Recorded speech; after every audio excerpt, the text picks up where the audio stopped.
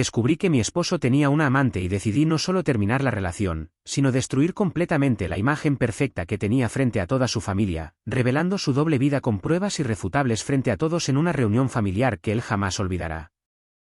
Llevo más de 10 años casada con el que pensé que era el amor de mi vida. Nunca tuvimos una relación perfecta, pero ¿quién la tiene? Siempre pensé que nuestras peleas eran normales, que la rutina, el estrés del trabajo, y las diferencias pequeñas eran solo eso, cosas del día a día. Nunca imaginé que había algo podrido más profundo, algo que él se esforzaba tanto por ocultar mientras seguía pretendiendo ser el esposo perfecto. Yo crecí en Florida, pero desde que nos casamos nos mudamos a las afueras de Dallas, Texas. Compramos una casa modesta, nada ostentosa, pero bonita. Construimos una vida juntos desde cero. Él trabaja en una empresa de software y tiene un horario bastante estable. Yo soy enfermera, y entre turnos nocturnos, fines de semana y cambios constantes, casi siempre era yo la que tenía los horarios más locos. Por eso, siempre valoré que él cocinara de vez en cuando, hiciera las compras, o se ofreciera a cuidar al perro mientras yo dormía después de una guardia de 12 horas. Pensaba que esas cosas eran señales de un compañero comprometido. ¡Qué estúpida fui! Hace un par de semanas, algo en mí simplemente hizo clic. No fue que lo encontrara en la cama con alguien, todavía, ni que viera un mensaje obvio. Fue una serie de cosas pequeñas que se fueron acumulando y empezaron a sonar como una alarma interna. Por ejemplo, empezó a salir a correr a horas raras. Antes nunca corría. Es más, odiaba hacer ejercicio. Y de pronto, ahora que está en sus 40s, el hombre se volvió runner. Compró ropa deportiva, apps para medir distancias, y de pronto cada 2 días salía a las 6 de la mañana o justo después del trabajo. Nunca sospeché nada al principio, pensé que era su crisis de mediana edad o una forma de lidiar con el estrés, hasta que noté que no sudaba. No como alguien que corre varios kilómetros en Texas en verano. Un día, llegué temprano de un turno extra que cancelaron. Era un martes, creo. Su carro no estaba. No me pareció raro. Pero cuando entré al cuarto, noté que su ropa de correr estaba en el piso, limpia. No olía a nada. Y en la lavadora encontré solo 2 camisetas con olor a perfume barato. No el mío. Lo sé bien. Aún así, seguía negándolo en mi cabeza. Porque la idea de que me estuviera engañando era peor que cualquier otra cosa. Pero el verdadero quiebre vino el fin de semana pasado. Tuvimos una reunión en casa de su madre, que vive como a 1 hora de aquí. Toda su familia estaba ahí, hermanos, cuñadas, sobrinos. Él siempre ha sido el hijo ejemplar. Trabajador, buen esposo, atento. Todos me decían que tenía suerte, que era una bendición tenerlo. Y yo, como siempre, sonreía y aguantaba el nudo en la garganta. Esa noche, me desperté a las 2:30 de la madrugada. No podía dormir. Fui al baño y al regresar, vi que su teléfono seguía en la mesa de noche. No suelo revisarlo. Me parece invasivo. Pero esa noche, algo me empujó. Como si mi subconsciente gritara que era ahora o nunca. Lo desbloqueé, porque sí, usamos las mismas contraseñas desde hace años, y fui directamente a sus mensajes. Nada. WhatsApp, vacío. Messenger, igual. Luego vi una app que no reconocí, TextNow. Para los que no sepan, esa app sirve para tener un número alterno. Me temblaban las manos cuando la abrí. Y ahí estaba. Todo.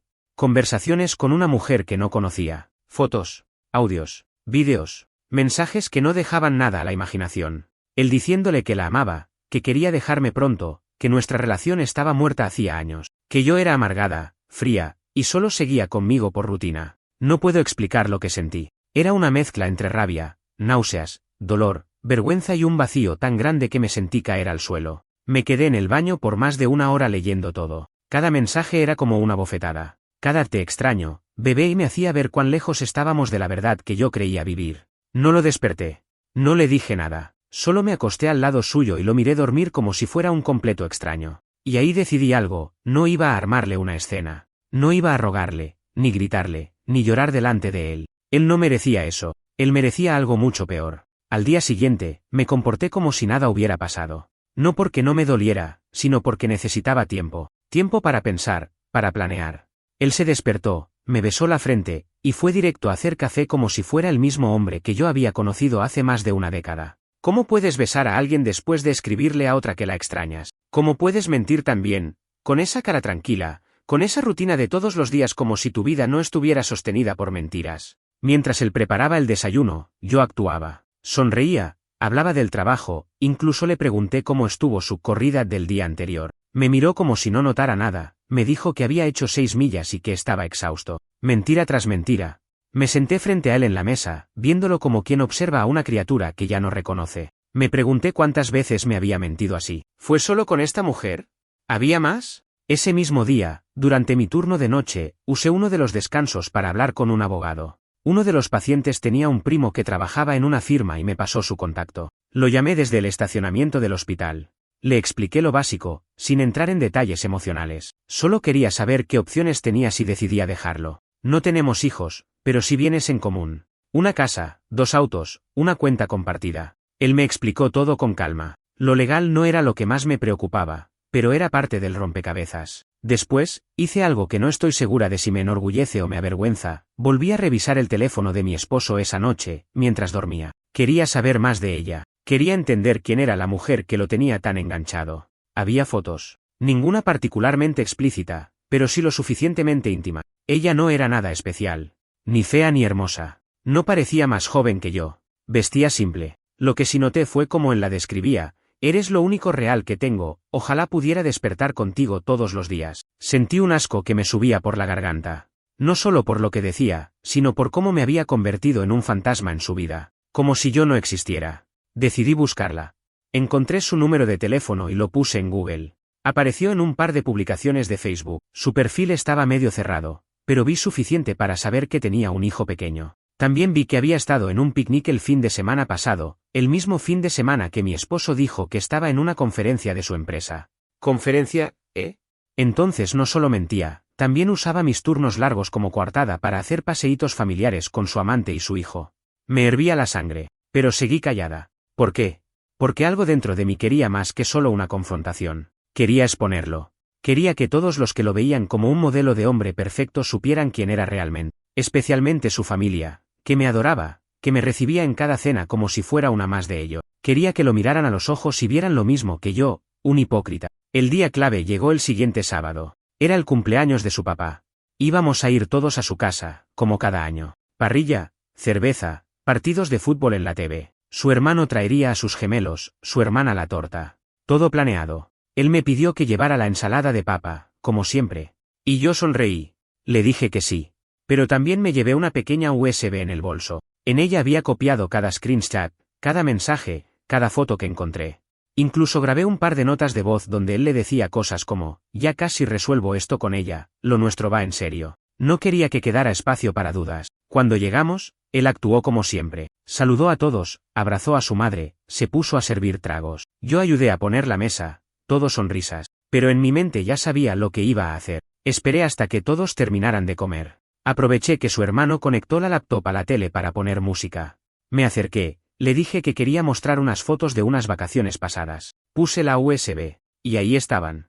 No mis vacaciones. No nuestras fotos en Carolina del Norte o el viaje a Colorado. Sino sus mensajes con ella. Las fotos. Los audios. Todo. Al principio, pensaron que era un error. Luego se hizo el silencio. Su madre fue la primera en hablar. ¿Qué es esto? Él se levantó del sofá como si acabara de ver un fantasma. Me miró con una mezcla de rabia y miedo. Yo solo dije, esto es quién es realmente. Pensé que su familia merecía saberlo. Nadie dijo nada por varios segundos. Luego, su hermana le gritó. Su padre se fue de la sala. Su madre lloraba. Él intentó desconectarlo, pero su hermano ya había tomado el control del laptop. No había vuelta atrás. No voy a mentir, exponerlo frente a su familia me dio una sensación de alivio inmediato. No fue felicidad, no fue venganza cumplida, pero sí una especie de respiro. Como cuando te quitas una mochila que llevabas cargando por días sin saber cuánto pesaba en realidad. Pero claro, ese alivio duró poco. En menos de 24 horas, mi teléfono se llenó de llamadas perdidas, mensajes, correos, de él, de su hermana, de su madre, incluso de un número desconocido que luego supe era su amante. Pasé el domingo entero en mi nuevo departamento, sin abrir las cortinas, sin bañarme, comiendo lo que encontré en la bolsa de papas fritas que dejé en la cocina la noche anterior. Quería estar sola. No por tristeza. Era como si mi cabeza estuviera procesando todo lo que había pasado. Como si aún no hubiera alcanzado a comprender que la vida que construí por más de una década había terminado. O peor, que nunca fue tan real como yo creía. Esa tarde, mientras revisaba mis mensajes, vi uno que me descolocó. Era de su madre. Me había escrito un mensaje largo, lleno de confusión y culpa. Me decía que no entendía nada, que jamás imaginó que su hijo fuera capaz de algo así, que ella siempre me había querido como a una hija y que, aunque no me pedía perdón por él, sí me pedía que no me alejara de la familia. Tú siempre serás bienvenida en esta casa. Él debe cargar con las consecuencias de sus actos. Tú no hiciste nada malo. Ese mensaje me tocó. Porque era sincero. Y porque en medio de todo el caos, alguien más entendía que esto no era solo una pelea de pareja. Era una traición profunda, una mentira construida sobre años. Y no era solo a mí a quien él había traicionado. Era a todos los que creían en él. Pero no todos lo veían así. Su hermana me escribió horas después, acusándome de destruir a la familia. Que si tenía un problema con él, lo arreglara en privado. Que no había tenido derecho a humillarlo de esa manera frente a sus padres. Que todos cometemos errores. ¿Errores? ¿Meses de engaños son errores? ¿Mensajes, fotos, promesas de futuro con otra mujer mientras dormía conmigo cada noche? Eso es un error. Respondí con una sola frase, qué fácil es minimizar lo que no te hicieron a ti. Esa noche finalmente me animé a contestarle a él. Solo un mensaje. No me busques. Ya dijiste todo lo que necesitaba saber en tus mensajes con ella. Que te vaya bien. Obviamente, no lo tomó con calma. Me respondió con textos largos, llenos de excusas, de giros dramáticos. Me decía que estaba confundido, que no sabía lo que quería, que se sintió atrapado, que yo me había alejado, que nuestra relación ya no era lo que fue. Que con ella se sintió vivo otra vez, pero que todo había sido un error. Que yo era su verdadero amor. Lo típico. Pasé horas leyendo y releyendo esos mensajes, pensando, ¿en qué momento dejé de ser su prioridad? ¿Fui yo la que se apagó, o fue él quien nunca me encendió de verdad? Me hice 1000 preguntas, y después de esa noche, me prometí no volver a leer sus palabras, porque sabía que en el fondo, si seguía leyendo, terminaría cayendo. Y eso era lo único que no podía permitirme. Al día siguiente, me tomé el día libre del hospital. No estaba lista para ver pacientes, para sonreír cuando me sentía quebrada por dentro. Fui al café donde solía ir antes de casarme, cuando era solo una enfermera joven con una renta compartida y sueños grandes. Pedí mi café con leche, me senté en la misma mesa de siempre, y abrí mi cuaderno. Empecé a escribir. No sobre él, sobre mí, sobre lo que quiero, sobre lo que no pienso volver a tolerar. Fue terapéutico, más que cualquier charla con amigas, más que cualquier sesión de lloriqueo con una copa de vino. Ese mismo día, recibí un mensaje inesperado, de un número que no reconocí. Al principio pensé que era spam, pero cuando lo abrí, me quedé helada. Era la otra mujer. Me escribió un párrafo entero diciéndome que no sabía que él estaba casado, que se lo había ocultado, que solo después de la escena familiar lo supo todo, que se sentía utilizada, avergonzada, engañada, que no tenía idea de que yo existía. Me dijo que tenía un hijo pequeño, que nunca se habría metido con un hombre casado si lo hubiera sabido, que pensaba que su relación era seria, que él le había dicho que yo era una ex, que vivíamos en la misma casa solo por temas económicos, pero que ya no había nada entre nosotros. Ella estaba tan rota como yo. No sabía si creerle. Parte de mí quería gritarle, culparla, desquitarme. Pero otra parte, entendía su dolor. Porque en el fondo, aunque ella fue parte del engaño, también fue víctima de sus mentiras. Tal vez yo no era la única que había construido un castillo de ilusiones sobre arena. Le respondí algo simple, solo espero que te alejes de él. Por tu bien. Por el de tu hijo. Y por mí. Nadie merece vivir lo que vivimos nosotras. Una semana después de todo, me desperté con una mezcla rara de tristeza y paz. Como si finalmente aceptara que lo que teníamos había muerto, pero que estaba empezando a hacer las paces con eso. Me levanté, preparé café en mi nueva cocina, una cocina minúscula, sí, pero mía, y me senté a hacer algo que venía postergando desde el primer día, ordenar mis cosas. Había vivido tanto tiempo al lado de él que todo lo que tenía llevaba su sombra. Ropa que él me regaló, fotos de vacaciones enmarcadas, una manta que usamos para ver película. Todo tenía historia, y todas esas historias estaban ahora contaminadas. Me senté frente a una de las cajas y empecé a separar. Lo que se quedaba, lo que iba a donar, lo que necesitaba tirar. Es increíble cuánto se acumula en una relación larga. Cosas, recuerdos, rutinas. Y mientras hacía eso, mi teléfono sonó. Era él. No contesté. Después un mensaje. Solo quiero hablar. Una conversación. Te lo pido. No respondí. Y luego, como era de esperarse, vinieron los mensajes pasivo-agresivos. No puedo creer que me ignores así. Después de todo lo que vivimos. Después de lo que vivimos. Se refería a la vida que tiró a la basura por un polvo de oficina o a las mentiras que construyó sin pestañear. Me quedé sentada un rato, mirando la pantalla. No lloré. Me sentí extrañamente fuerte. Decidí dejar el teléfono de lado y seguir con lo mío. En una de las cajas encontré un cuaderno viejo. Uno que usaba al principio de nuestra relación, cuando todavía estaba enamorada. Escribía cartas para él ahí. Nunca se las di. Solo las escribía como una forma de guardar momentos lindos, cosas que me hacía sentir, planes que soñaba. Lo abrí y leí una. En ella hablaba de nuestro futuro, hijos, viajes, Un porche con 2 sillas donde envejeceríamos juntos. Lo cerré con rabia. No porque quisiera volver a eso, sino porque entendí que había amado a alguien que solo existía en mi cabeza. Una versión idealizada. Un hombre que nunca fue tan honesto como creí. Él jugó bien su papel. Me vendió una imagen. Yo compré toda la actuación. Y ahora me tocaba aplaudir, sola. Esa tarde, decidí hacer algo que me daba miedo desde el primer día, ver a alguien. No para una relación, por supuesto. Apenas podía confiar en mí misma, mucho menos en un extraño. Pero sí para hablar. Para no seguir cargando esto sola. Hice una cita con una terapeuta recomendada por una compañera del hospital. Fue por Zoom, porque no me sentía lista para sentarme en un consultorio. La terapeuta, una mujer de unos 50, me escuchó con atención. No interrumpía. No juzgaba. Solo asentía. Y cuando terminé de hablar, lo primero que me dijo fue, no estás loca. Te traicionaron. Y ahora toca reconstruirte, no a la relación, sino a ti. Sus palabras me tocaron profundamente, porque hasta ese momento, parte de mí todavía se preguntaba si algo de esto había sido mi culpa, si por no ser más cariñosa, por no vestirme como antes, por estar cansada después del trabajo, por no hacerlo sentir vivo. Pero no. No era culpa mía que él eligiera traicionar, que mintiera, que manipulara. Esa carga era suya, y punto. Después de esa sesión, decidí escribirle una carta.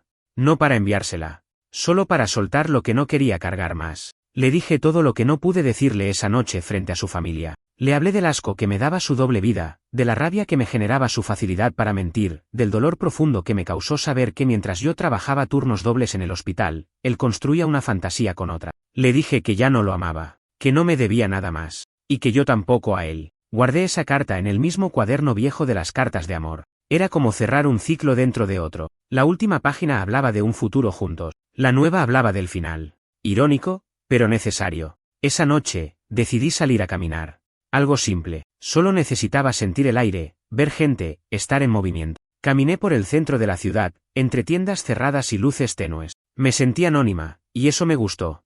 Nadie sabía lo que estaba pasando por dentro. Nadie me preguntaba ¿cómo estás? Nadie me miraba con lástima. Era solo una mujer más caminando de noche, en silencio. Volví al departamento cerca de las 10. Tenía 5 llamadas perdidas de él. Y un mensaje de voz. Lo escuché. Su voz sonaba rota, cansada, derrotada. No sé cómo llegamos a esto. No sé quién soy sin ti. Estoy hecho mierda. Te extraño. No sé si esto tiene arreglo. Solo quería que lo supieras. Las semanas siguientes fueron una especie de limbo. No me sentía completamente mal, pero tampoco bien. Era como estar flotando en medio de una vida que todavía no terminaba de reconstruirse. Cada día era diferente. Había mañanas en las que me levantaba con energía, decidida a comenzar de nuevo, y otras donde simplemente me quedaba sentada en el borde de la cama sin saber por qué seguir era tan difícil. Lo más difícil no era la ausencia de él, sino la ausencia de certezas. Había convivido con su presencia durante tantos años que todo estaba estructurado en torno a esa rutina compartida. Hasta los silencios tenían una forma. Ahora, cada decisión recaía únicamente sobre mí. Y aunque eso debería sentirse liberador, también daba miedo. Tenía que aprender desde cero quién era yo sin él. Algunas cosas comenzaron a cambiar. Volví a retomar hobbies que había abandonado hacía años. Pintura, lectura.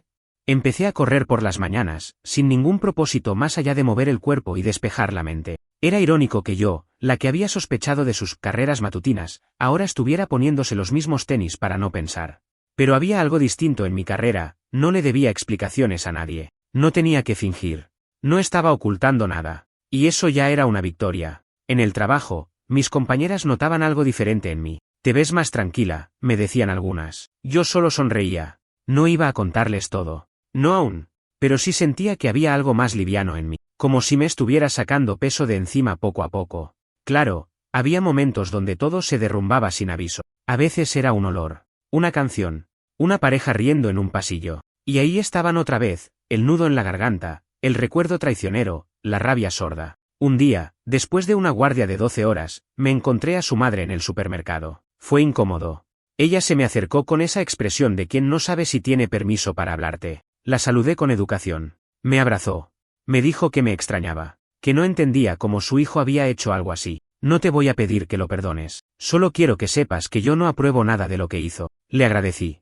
Pero fue raro. Porque sentí que seguía sosteniendo un vínculo con alguien que ya no era parte de mi vida. Me contó que él había regresado a vivir con ellos, que estaba destruido, que apenas hablaba. Y no sé si lo dijo para hacerme sentir culpable o simplemente porque necesitaba decirlo en voz alta. Yo solo asentí, agarré mi carrito y seguí con mis compras. No me debía nada, yo tampoco a ella, pero algo en mí necesitaba ese cierre. Saber que él también estaba enfrentando el vacío que dejó. Días después, llegó una carta a mi nuevo buzón. Escrita a mano. De él.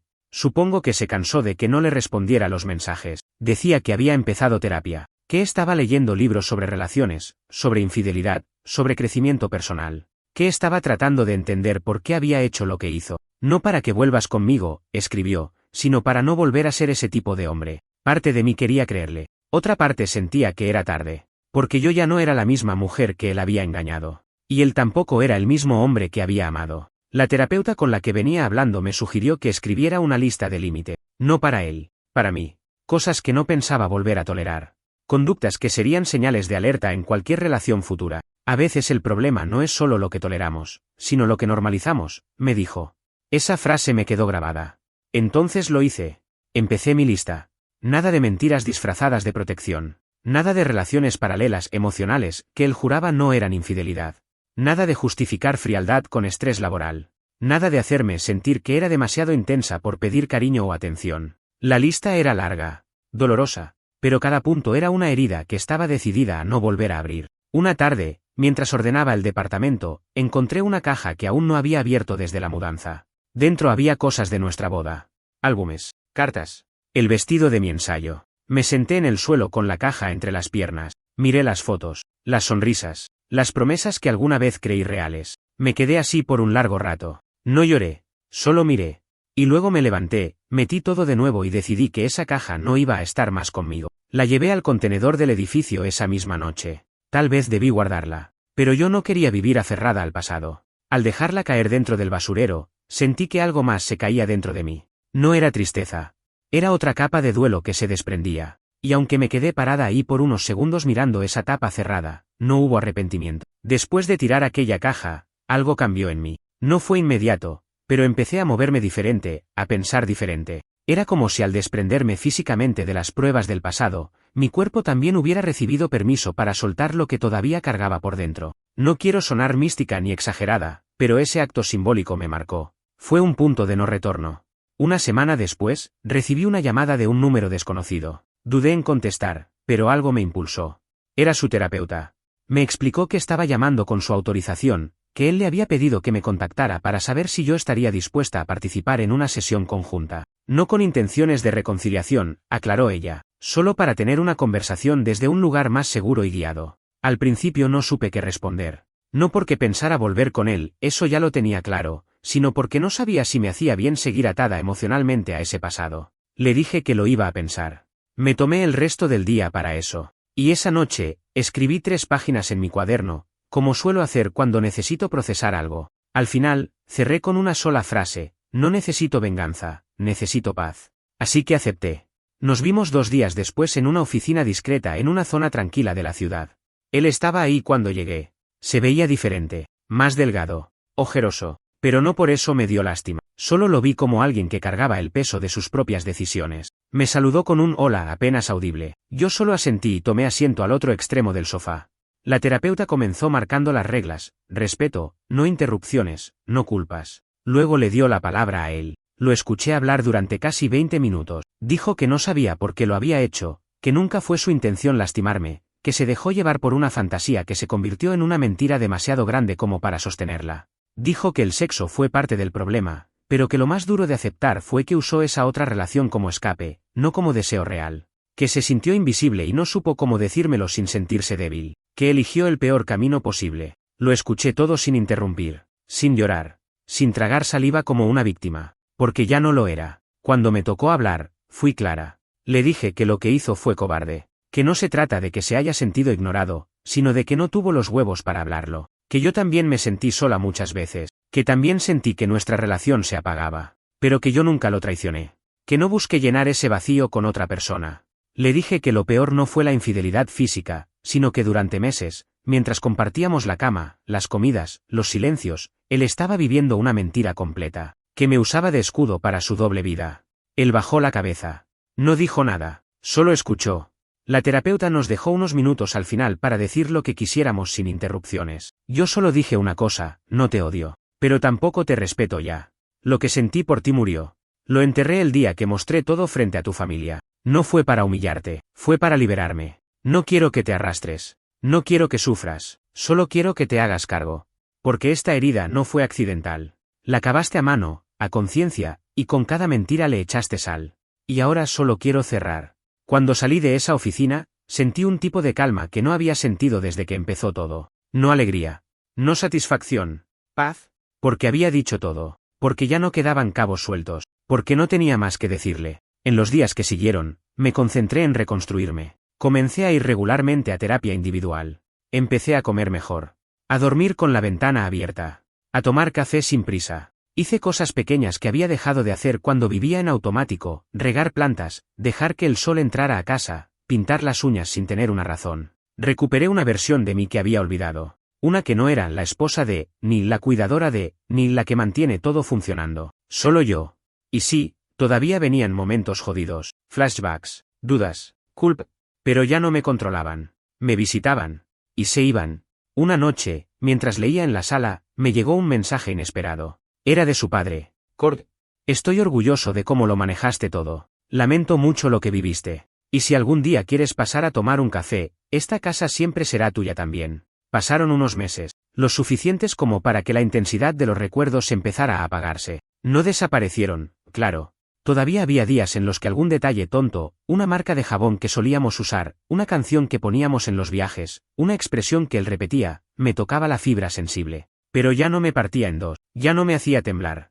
Era más como una cicatriz que, aunque visible, ya no dolía al tocarla. Durante ese tiempo, me dediqué casi exclusivamente a mí. Volví a conectar con viejas amigas, retomé contacto con mi prima en Chicago, a quien había dejado de hablar sin motivo claro, y hasta fui a visitar a mis padres en Florida. Ellos sabían lo básico, porque nunca quise darles los detalles. Solo les dije que me había separado y que no había vuelta atrás. Mi madre, con ese radar emocional que tienen todas las madres, no preguntó más. Solo me abrazó y me preparó su estofado de carne como cuando era niña. A veces, eso es todo lo que uno necesita. En una de esas visitas, mientras caminaba por la playa sola al atardecer, sentí una especie de claridad que no sé si es espiritual o simplemente práctica. Me di cuenta de que todo esto, por jodido que fuera, me había devuelto algo. No quería romantizar el dolor, ni ponerle moño a la traición. No.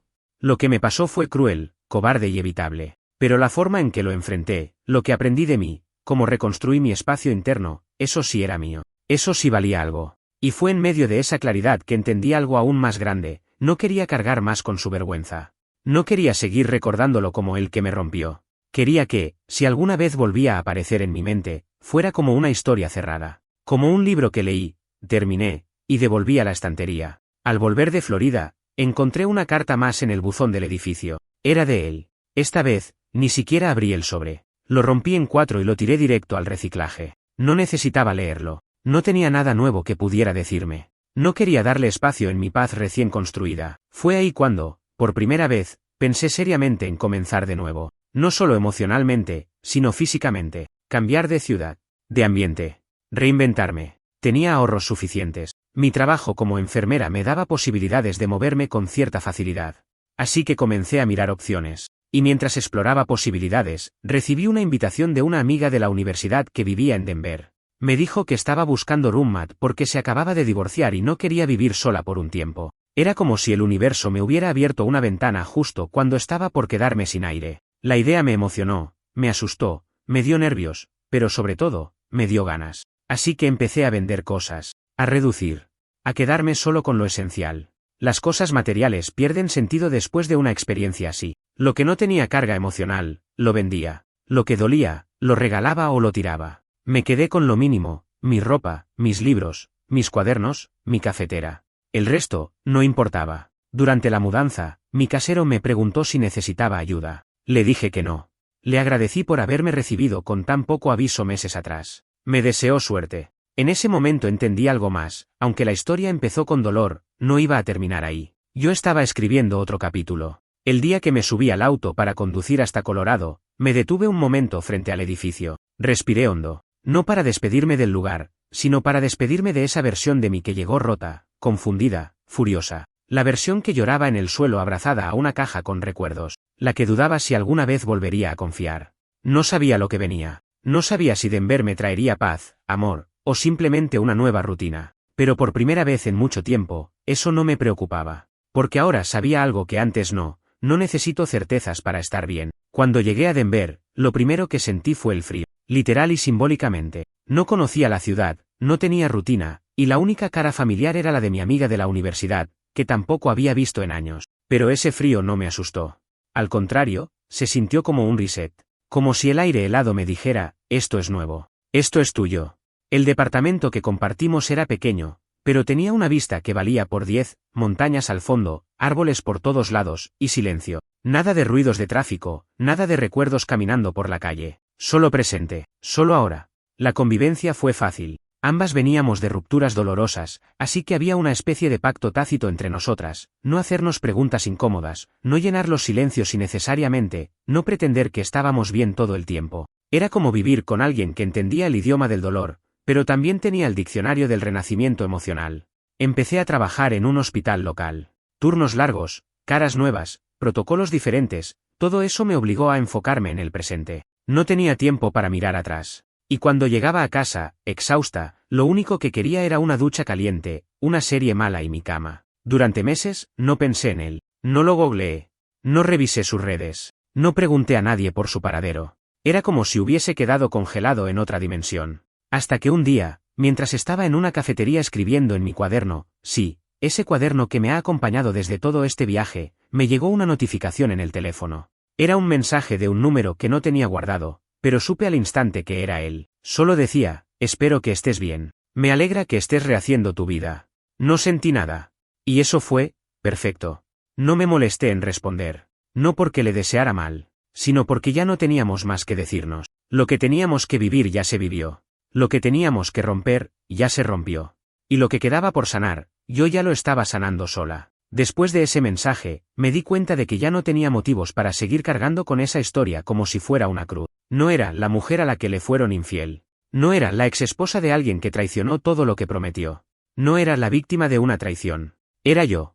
Y no necesitaba etiquetas para validar lo que había vivido. Con el tiempo, empecé a salir más. A conocer gente. A reír sin culpa. A ver películas enteras sin recordar quién las había visto conmigo antes. A tomar vino sin que se convirtiera en desahogo. Incluso empecé a escribir en serio. No cartas. No catarsis. Historias. Ficción. Inventar personajes que, aunque no lo supieran, estaban hechos con partes de mí. Y sí, eventualmente conocí a alguien. Pero esa parte no es el centro de esta historia. Porque no importa si vuelvo a enamorarme o no. No importa si alguna vez vuelvo a casarme. Lo importante es que ya no necesito a nadie para sentirme completa. Lo importante es que aprendí a estar sola sin sentirme vacía. Que construí algo real desde el lugar más roto que había pisado en mi vida.